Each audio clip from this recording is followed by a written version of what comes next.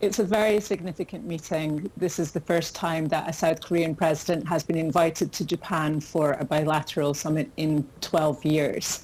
And although the two countries are geographically very close, they have been, their political ties have been very fraught over the past few decades because of this issue of compensation for the South Koreans and wartime abuses by Japanese companies. And so this is a very significant move by South Korea. As you said, it opened the way for some kind of political negotiations to open up again.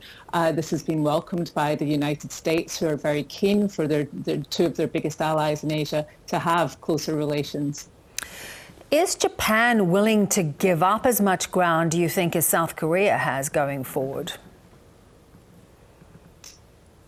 Japan has already agreed to lift export controls on chemicals that are used for the Korean semiconductor industry. So yes, they have already made a big gesture towards South Korea's move, and as a result, South Korea has dropped WTO complaint against Japan. So yes, there has been movement on both sides. The issue remains about how this compensation fund will be governed and whether there will be contributions from Japanese companies into it. I think that would be welcomed by South Korea. It would certainly be a gesture that they would like to see because it has been politically, it's been quite a hard sell for President Yoon in South Korea to present this to the public as a win for South Korea. Yeah. So as this meeting is taking place, you've got a North Korea that is really fired up in more ways than one, firing multiple rounds of rockets. How much of an important part is North Korea playing in this rapprochement? Well, North Korea over the past year has fired an unprecedented number of missiles. It's tested some 70 weapons over last year. Over the past week, we've seen 4 test launches. So the threat is growing, and the threat is growing for both Japan and for South Korea.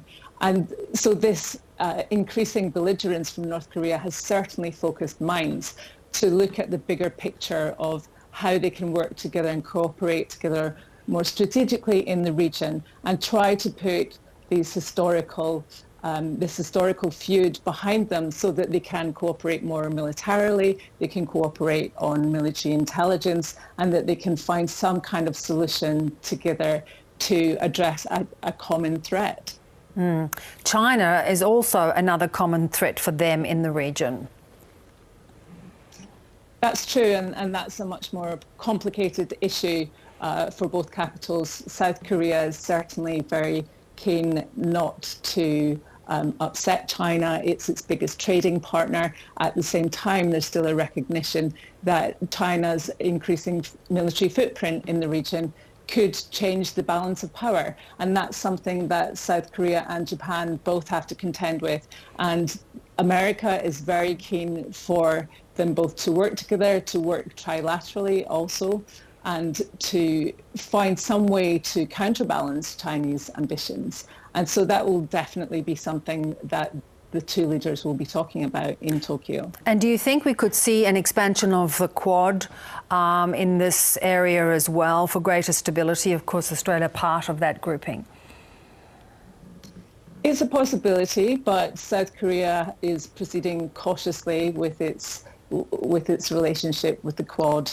It's taking things a very gradual approach, and there's certainly been a lot of discussion about how it can align itself more with the Quad, but there hasn't been a huge amount of movement on that so far. It's talking more about cooperation on things like vaccines rather than direct military cooperation, but I don't think anyone's ruled that out. Okay, great to talk. Thank you so much for your time, Nicola. Thank you.